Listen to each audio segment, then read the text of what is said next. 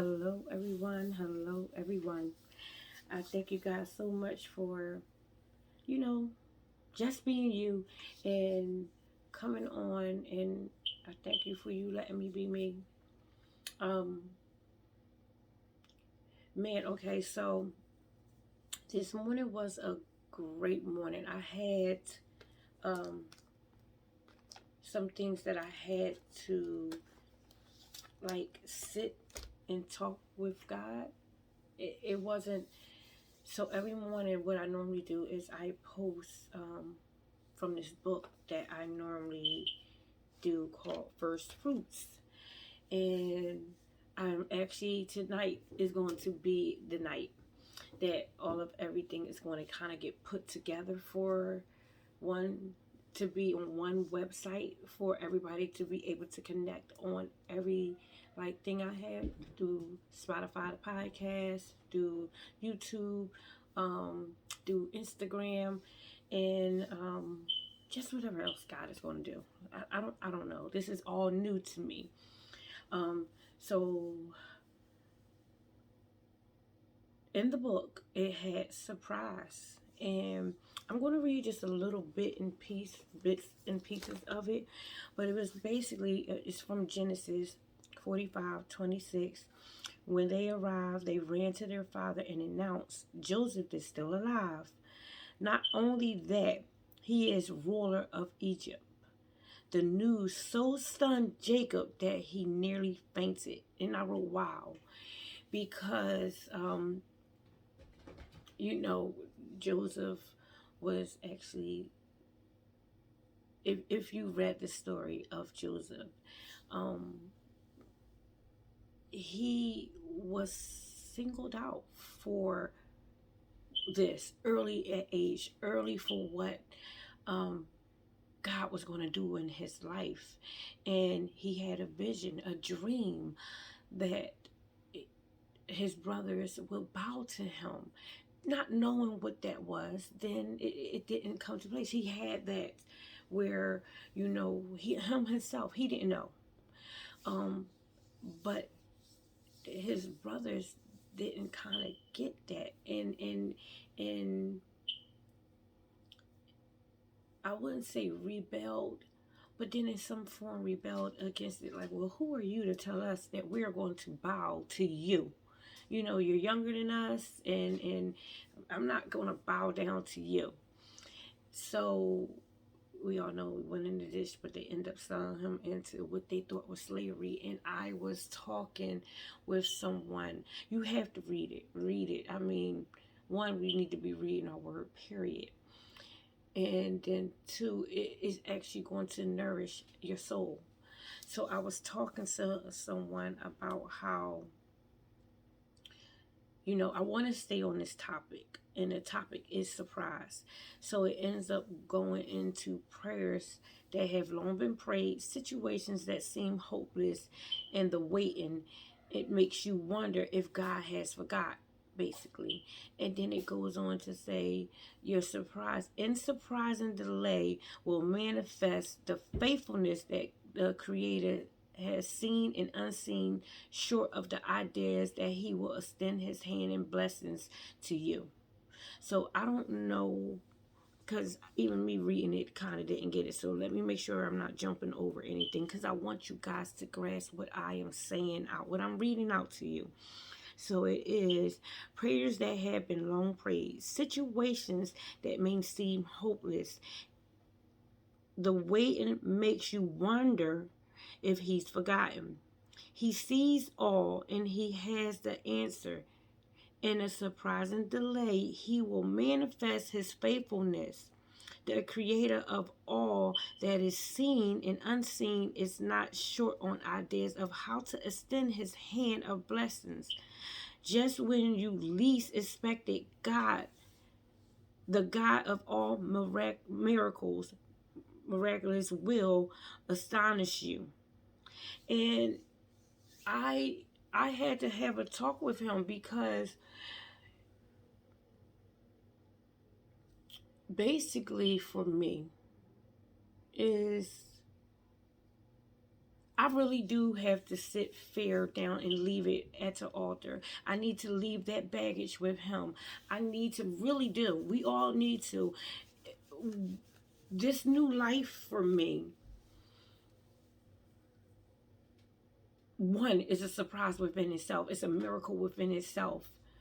You know, and I just was explaining to you guys that it's not as easy as some people may think. Um, I'm not used to this, and it's very to a point like God. One is like, I know I can be used. I know He needs me to carry out His will. I know He needs me here for the purposes of Him. And I don't really need to know it. I just know that I am needed.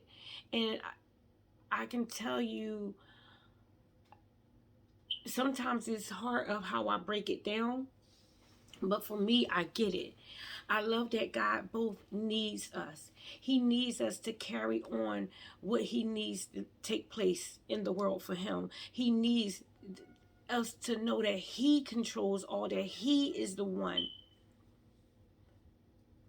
And that need that He needs us to do, it feels good to be needed. And I used to always struggle with the want.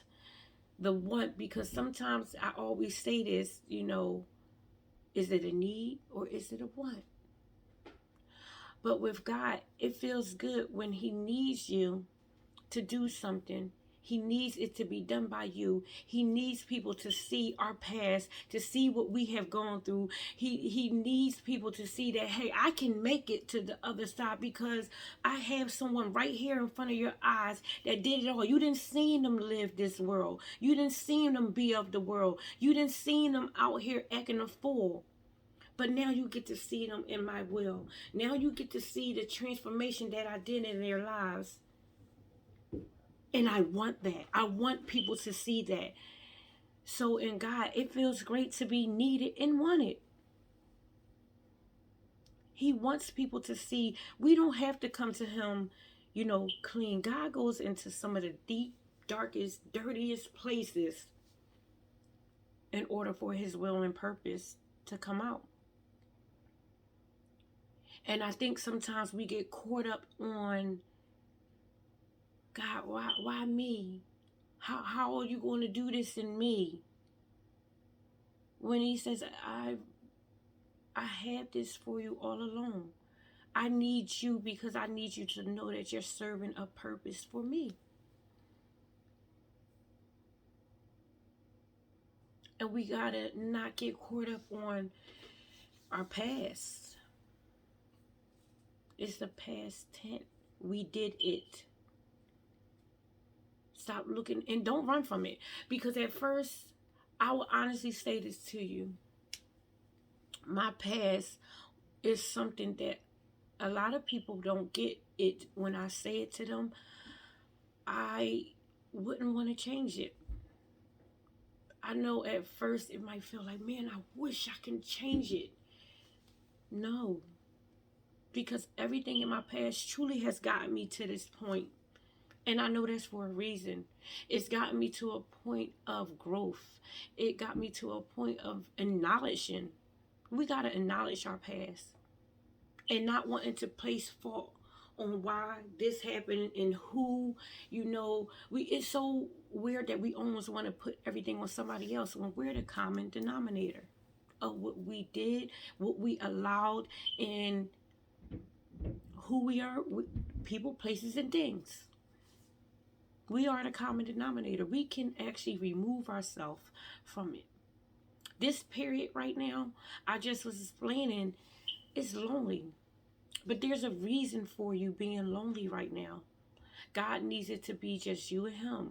He needs you to know where you have no distractions. You cannot blame anyone else other than yourself. And it's scary at first because we're not used to it.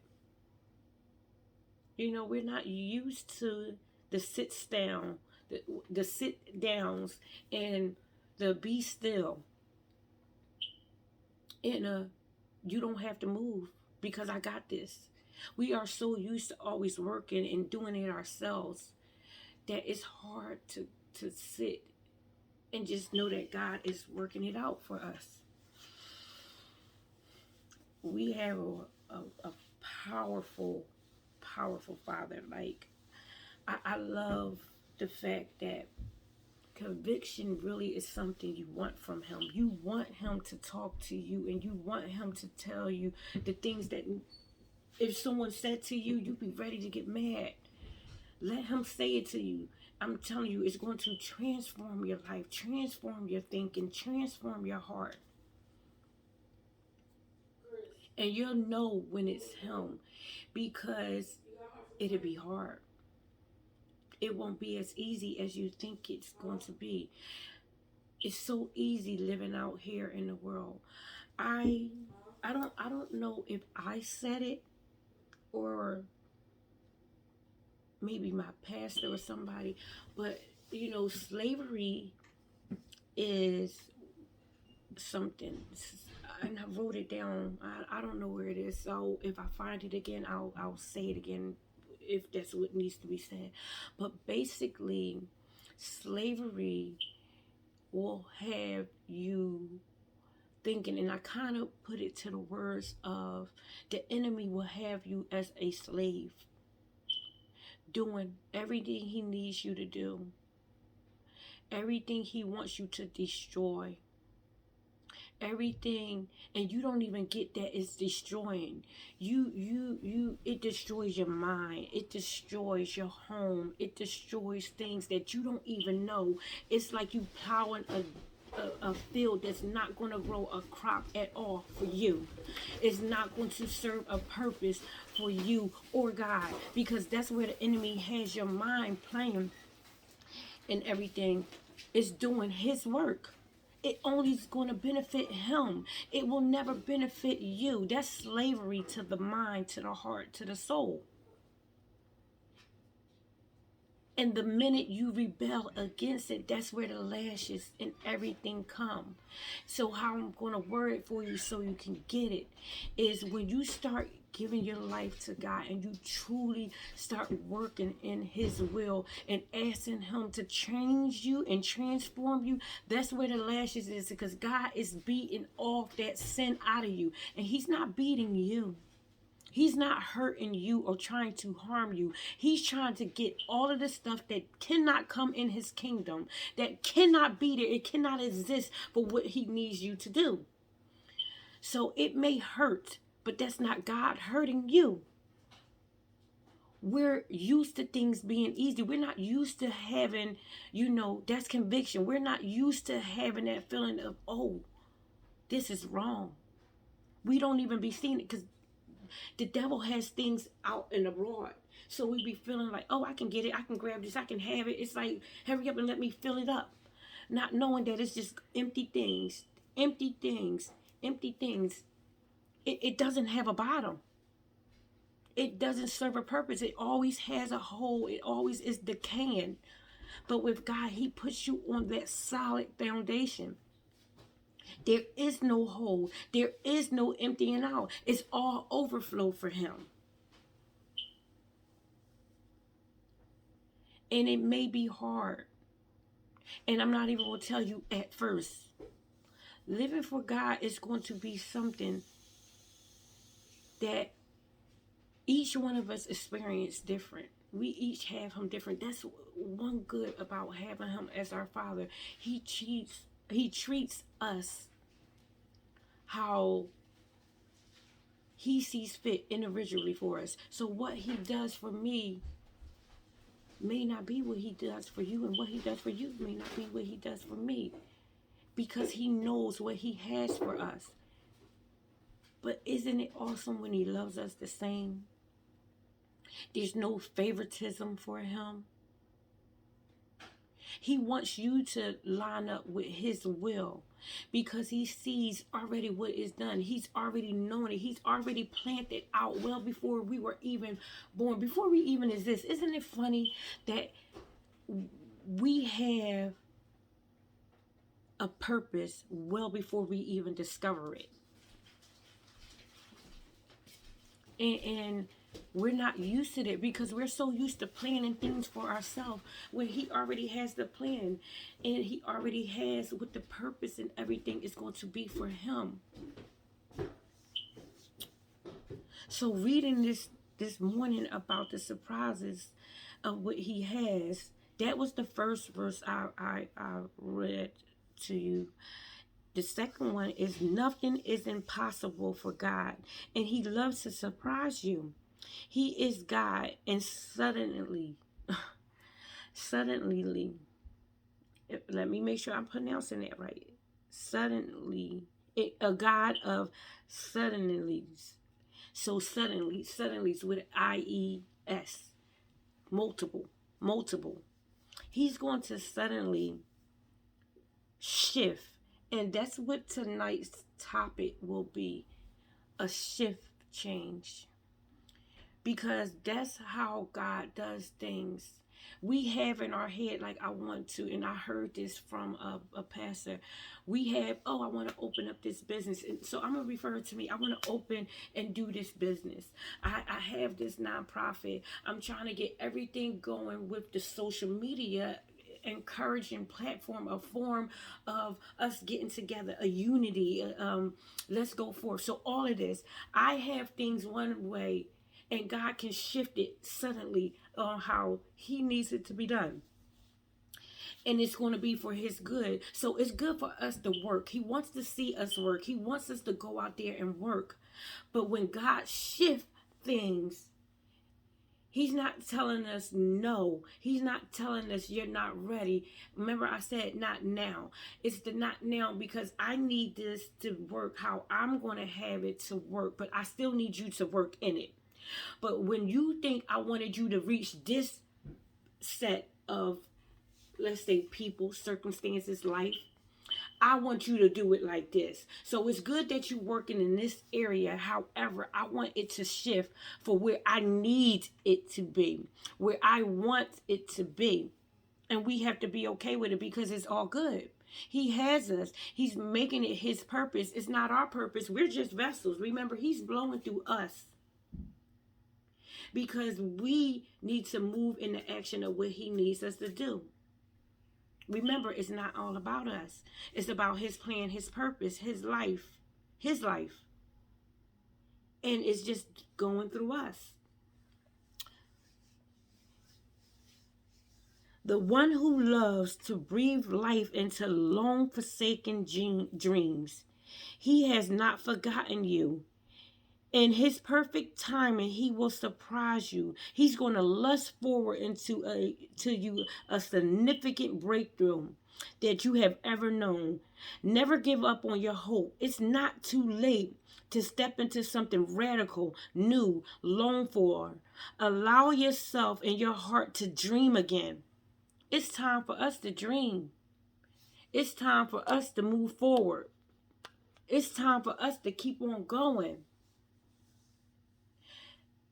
I was like, God, I'm going to sit still and I'm going to wait for you to tell me to move. However, he was lining me up with people and mentors and all kinds of business people. And I kept saying, God, I don't want to move because I want to hear it from you. Sometimes God won't speak directly to us. Sometimes he will come through other people. Jesus. As much as I want to back down and say that he could be speaking through me to you, but that's what he's doing.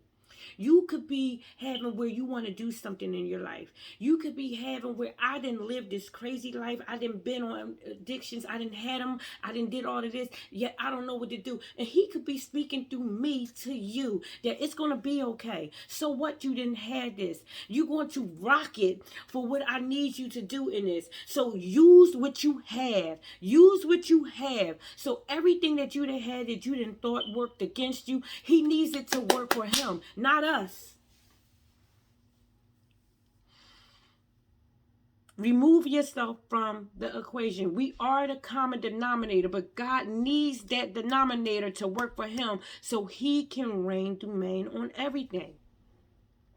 So he will use you, in fact, for what he needs to be done, and be okay with it. I just was talking with I had to catch myself because I didn't get his okay to say his name. But I was just talking with him today, and it's so funny how we both speak life back into each other life. And he was saying that you need to stop short selling yourself. Because one of my fears is, even with me being on here, I don't ever want to say anything that will have God lose a soul. I want to make sure, because our words, they carry a lot. People will literally go off of our words. So I can't afford to make a mistake that someone is say, oh, I can go back into the world. Oh, I can do this. But yet I got to rest in insurance that God has me. Will I probably make a mistake? Oh, yeah. I would never let pride get in the way to say, oh, no, I'm good. I got it. No, I am human. Be okay that we will make mistakes. But that's exactly why I have been talking and speaking out about conviction. That let God do it. When he does that, that's love. Don't look at it like, oh man, see, I can't do nothing right. This is too hard. No, we want it from him, because just like he gives it to us, then he starts putting the tools and the people in place for us to go forward and keep growing. Every garden has to be maintenance well. So he's going to maintenance us with the right kind of tools for us to grow. It's so funny that I say that, because I have this plant that is a succulent. They're not really supposed to die.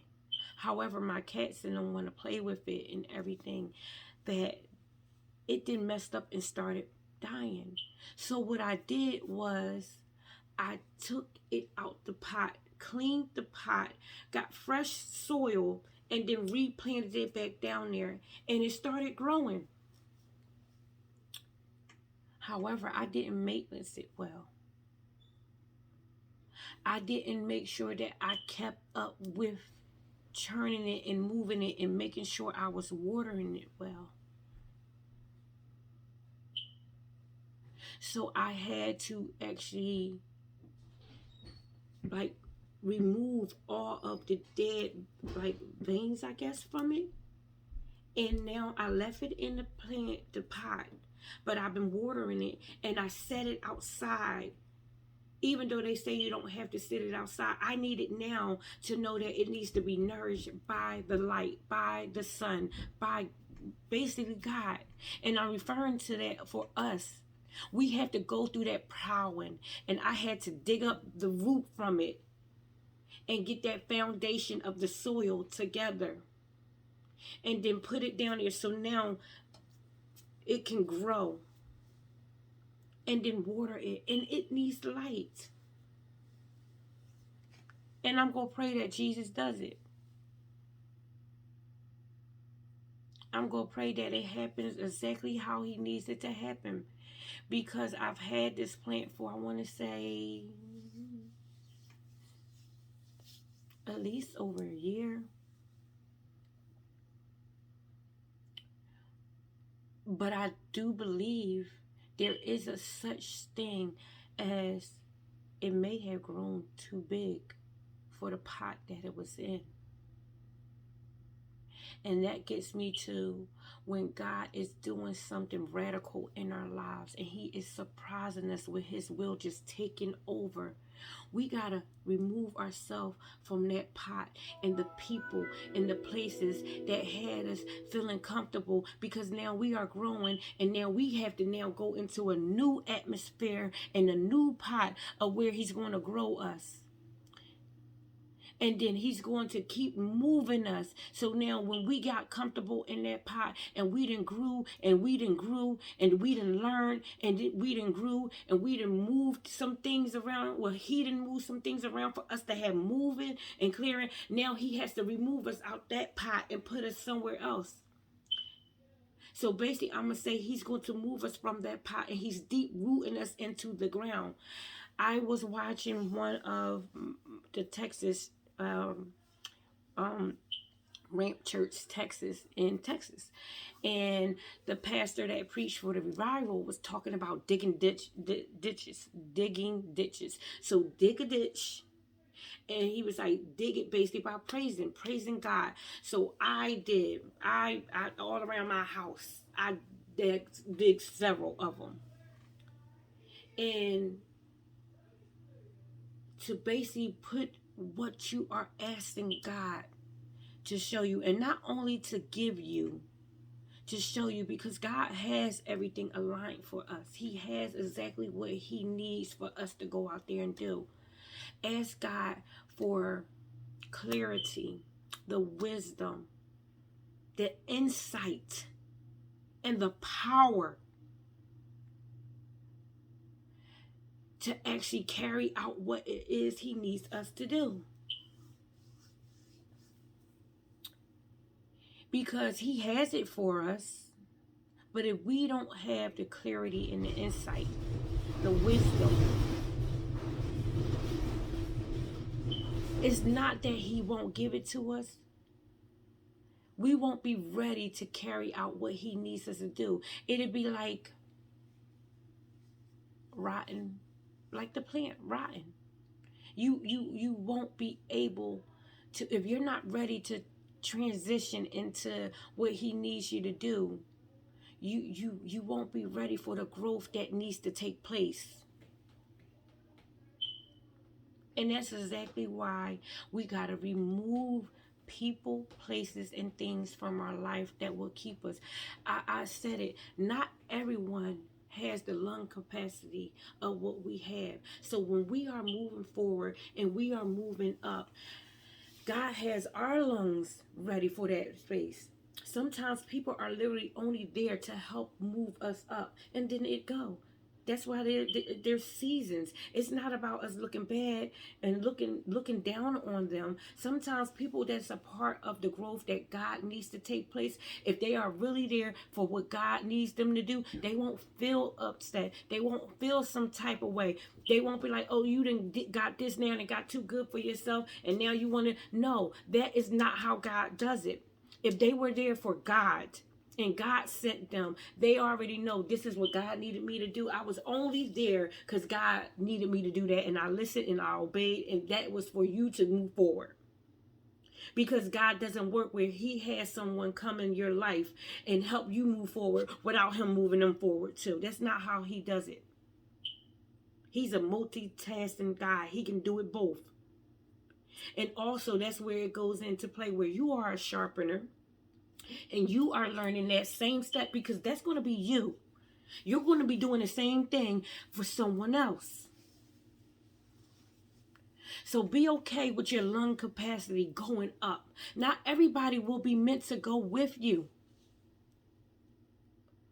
They're not going where God has you going. That's not saying that he won't be taking care of them. You're all on your own individual walk and path with God. So you got to just be okay with it. Sit down with him in the morning. Take some deep breaths. Get your lungs going. Get everything he needs to be going for him. Get up, eat your breakfast. Get into prayer. And you can do them both together. And I'm not only saying this to you, I'm saying it to myself. Start your day off with some water. As soon as you get up in the morning, let your feet hit the floor. Your feet don't even got to hit the floor for you to start saying, Jesus, thank you, good morning, I'm so grateful, hallelujah. Do it all. Thank you. Give him his praise first thing in the morning, because that wake up is real. Not only did he wake your body up and your spirit up and everything to do for him, he done got you, all right, now I'm waking up your mind. Now you will see things you got this day to go forward and continue doing some things. This day, nourish your body with that water. Get down, eat that breakfast. Sit in him. Have a whole quiet, still moment. And it may be difficult some mornings. But I've learned for myself, I will sit and I'll say, Jesus, Jesus, Jesus, the blood, the blood, the blood. because the enemy can't be where the blood is. He can't. Because he will play with your mind and have you look at things and start fixing stuff over here and doing all that. No. If you can't say anything else, you can say Jesus, Jesus, Jesus, Jesus, Jesus. And before you know it, you'll be able to sit still. You'll be able to concentrate on him because he's concentrated in you. So, a shift change is a wonderful thing. Now is your time. Lord, I am ready. Now is your time. Surprises and everything that God is about to do in your life, he's getting you ready for them. Don't question him. And it's hard because I do. And that's exactly why he sent someone to speak into my life. And I had to not rebel and tell him, because normally I'd be like, stop, don't do that. Stop. You know why? Because it didn't require you to change and get some more stuff. You always going to be changing in him. Don't think just because you got one mountain that you're not going to always be climbing. He needs you. You're going to always be moving, always going to be going. That's what he needs. That's a part of growing. You're always going to be doing it. So I'm going to read you this last little bit and then I'm going to let you guys go. Father, even when it seems everything has fallen apart, you have a plan. My long forgotten dreams are not forgotten by you. You will resurrect the ones you've placed in my heart. You will breathe fresh resolve and lead me by your spirit. And that's what he's going to do. God has a way of bringing things up that we literally had forgotten about or buried, or stuff we had going on as a kid, a dream that we had and we thought we didn't think nothing of it anymore because we're adults and we like, oh, we can't dream no more. Ask God to come into your heart and give you a dream. Let your dreams that you long have forgotten about come back up. Things that you didn't even know. Ask him to do it for you. Start writing them down so that this way you may not remember them, but you can go back into your books to remember them. So this way you can start praying on them again. So you can start having a conversation. Because if he brought it to you in a dream and in his vision, then now you got to be, and we don't have to hold God accountable. He is there. But he wants to know, how do you want to go about it? I need you to remember what you are asking me for, even when you were a child. I need you to remember so you can know how to go about bringing it back up into the vision of what I need it to be. Because how you seen a box, a square, he now sees it as, oh no, it's a lot. It's a field. So where you thought it was just going to be this one little thing, he's like, oh, no. You seen it as this, but I see it as this, and it's going to be what I say it is. You had this small vision. When I didn't had you not as a box, I had it as a field. So your seed that you put down thinking it was just going to be this area, no. I done grew it into this. I knew it was going to be this.